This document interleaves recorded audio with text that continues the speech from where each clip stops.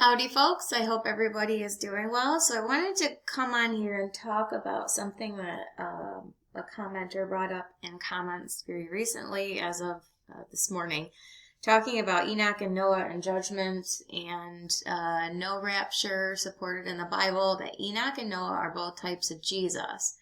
Enoch specifically relating to the ascension of Jesus, and Noah relating to Jesus and judgment and removing his people at the last moment. Enoch and Noah are not figureheads relating to Jesus. They are figureheads relating to believers in Jesus and being spared from or preserved through judgment. As we will read through Genesis 5, because that's what we're going to do, we're going to go through this timeline. Because the original statement came with Enoch being removed the self-same day that judgment started, that the flood came. That is completely inaccurate. Noah was shut in the ark along with his family on the day that the floodwaters came. God closed the door, and immediately after the door was closed, the floodwaters came and they prevailed upon the earth. Enter the timing of the flood. But Enoch had nothing to do with the life of Noah. As we will see, the life of Enoch and the life of Noah did not ever overlap. They did not live on the earth at the same time period. And when you plot this out based on the genealogy given in Genesis 5, this is what we call similitude or type and shadow to help us understand that Enoch was a figure of the pre-trib rapture of the church, that the church and Israel are not the same thing. There was no overlap in the way that God dealt with Israel before the church existed, and there will be no overlap in the way that God will deal with Israel after the church is removed. So we will see this very clearly when we look at the numbers, how the numbers flush out, and when we understand that Enoch and Noah did not coexist at all. So let's go through this. I have a couple of formulas set up here that once we enter all of the numbers, everything will show itself. But this comes from Genesis 5. And as much as I am not necessarily as much of a fan as the use of type and shadows to help us understand larger concepts, they do exist for a reason. And I have done more study with this relating to the end times. If you guys have seen my videos of Exodus and Joshua overlaying world history, and specifically of the book of Joshua overlaying Ezekiel's end times vision. They are present. They are helpful. We have seen this with the book of Ruth, also with the taking of a Gentile bride, foreshadowing what Jesus would do. There's just a lot of stuff in the Old Testament that if it doesn't come directly out and state, you can go back and observe similitudes or types and shadows or foreshadowing. But yeah, the interesting one related to the end times is the book of Joshua, where there's a benchmark event that begins a count. And that count will be relevant to Ezekiel's vision in the end times. However, the benchmark event is Israel coming into her promised land in Joshua 4. There is a 7-year conquest for the land through Joshua 11. The land rests from war, and then the lots are parceled to the 12 tribes, or to the tribes in Joshua 13. That is specifically what you see in Ezekiel's end times vision, is there is a benchmark event, which is the measuring of the temple, the strength behind covenant confirmation, which is the marker to the beginning of the 70th week. There will be a 7-year a 7-year conquest for the land. 70 weeks are determined upon thy people and upon thy holy city. So there's going to be war for the land. Unto the end of the war, desolations are determined. Daniel 9:26. So at the end of that 7-year period of time, there is an accomplishment of the final purposes of the 70 weeks, which is to anoint the most holy. And you see that when Jesus returns bodily in Ezekiel 43. And then, in accordance with Daniel's day counts given, that from the midpoint of the week, there would be 1,260 days to the end of the week. But 1290 to some event and 1335 to yet another event. And the 1335 correlates to the parceling of the lots to the 12 tribes as given in Ezekiel 48. Because Daniel is told to go his way and rest until the end be. That at the end of the days, the 1335 is going to stand in his lot. And that would be relating to the parceling of the lots to the tribes in the kingdom after Daniel's resurrection with the rest of the Old Testament saints. So types and shadows do exist. We should make use of them. However, because we have to infer much to get to our end goals of discernment and understanding what they mean, there is just a duty of care that is required to be exercised with these, because there's too many people who think Noah represents the church, that the days of Noah have something to do with the church. No, Enoch represents the church. Enoch walked with God and was not, for God took him. Noah and the church have nothing to do with one another at all.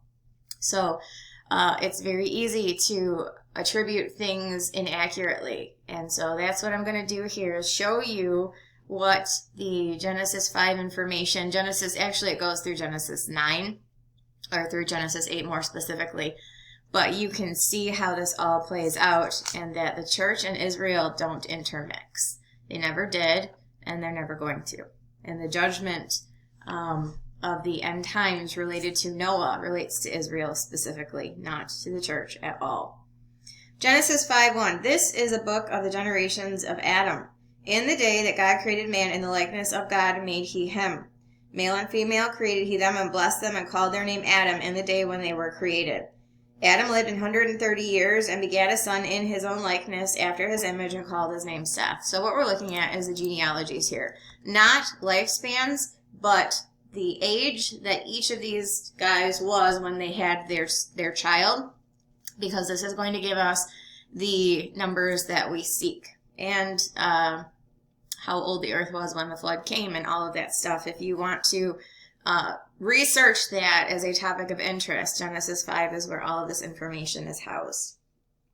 So Adam was 130 when he begat Seth, okay? How old was Seth when he begat his child Enos? And I did fill in a little bit of information already, because I've been through this once, and this is my second run at going through this information. So I had a little bit pre-filled to make it easier. Adam lived 130 years, begat a son in his own likeness, after his image, called his name Seth. And the days of Adam after he had begotten Seth were 800 years, begat sons and daughters.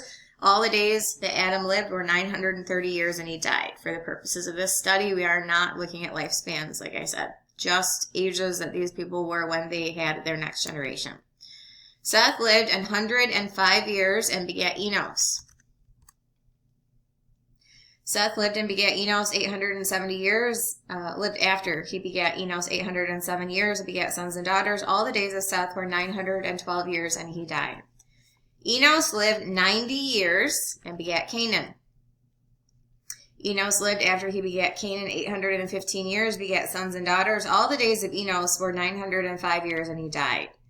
Canaan lived 70 years and begat Mahalalel. And Canaan lived after he begat Mahalalel 840 years, begat sons and daughters. All the days of Canaan were 910 years, and he died. Mahalalel lived 65 years and begat Jared. Mahalalel lived after he begat Jared 830 years, begat sons and daughters. And all the days of Mahalalel were 895 years, and he died. Jared lived 162 years and begat sons and daughters. All the days of Mahalalel were 895 years, and he died. Jared lived 162 years and begat Enoch.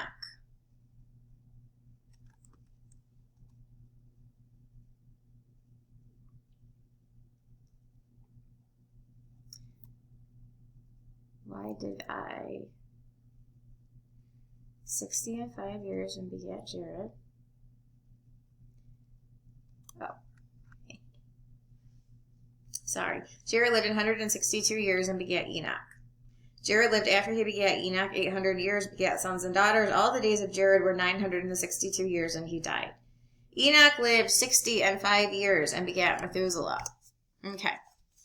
So this is where we're at with the life of Enoch to the birth of his first child. When you continue vertically, you're just going to get to the age of the earth when Noah was born. But if you continue horizontally, you're going to get to the entire life of Enoch, from creation to the rapture of Enoch. So let's continue reading. And Enoch walked with God after he begat Methuselah 300 years begat sons and daughters. So we're moving horizontally to get through the life of Enoch. All the days of Enoch were 365 years. So he lived another 300 years after he begot Methuselah. So from creation to the rapture of Enoch, there were 987 years. Now let's continue down vertically with the genealogies. Because Enoch walked with God and he was not, for God took him. God raptured him, which is a figure of the pre-trib rapture of the church. Methuselah lived 187 years and begat Lamech. Methuselah lived after he begat Lamech 782 years, begat sons and daughters. All the days of Methuselah were 969 years, and he died. Lamech lived 182 years and begat a son. He called his name Noah. So from creation to the birth of Noah, there were 1,056 years. From creation to the rapture of Enoch, there were 987 years. So after Enoch was raptured to the birth of Noah, there is 69 years. What does that 69 symbolize when you're talking about the church versus Israel? It talks about the period of time that elapsed in Daniel's prophecy before the church even existed. There were 70 weeks of years determined upon Israel. 70 weeks are determined upon thy people and upon thy holy city to finish the transgression, to make an end of sin, to make reconciliation for iniquity, to bring in everlasting righteousness, and to seal up the vision and prophecy, and to anoint the most holy. Know therefore and understand that from the going forth of the commandment to restore and to build Jerusalem unto the Messiah the Prince shall be 7 weeks and 62 weeks. 69 weeks of years. From Nehemiah 2 to Matthew 21 was the first 69 of the 70 prophesied weeks of years. 4 days after the completion of the first 69 weeks of years, the dispensation ended. The old covenant was put away with Jesus' death for payment of sin under the old law. Payment for the transgression, it is finished under the old law. The old law was shut up. The new covenant was instituted in its place. The dispensation of the grace of God begotten, and Gentiles were then invited to partake of heavenly promises through faith in Christ. They had nothing to do with the first 69 weeks of years of Daniel's prophecy. That is what that symbolizes. Continuing along as we move into Genesis 7.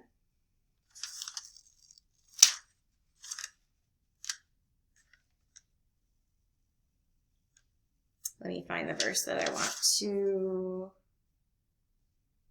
Yes, Genesis 7. So we have from all of this to the birth of Enoch, or to the birth of Noah, excuse me. How old was Noah when the flood waters came? Because you have to know that the flood is a type and shadow of the final 70 weeks of the 70th week of years, the judgment, where Israel, the remnant specifically, will be preserved through, and come out the other side to repopulate. Enoch had nothing to do with Noah at all. Verse 69 symbolizes there was no crossover between the church and Israel in the first 69 weeks of years. That was church absent because the church did not exist.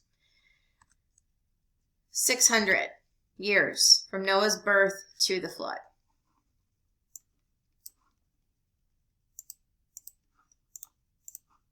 And how long was the length of the flood? 1 year. Because 69 plus 1 equals 70, which equals period of judgment for Israel, and Israel alone, absent the church.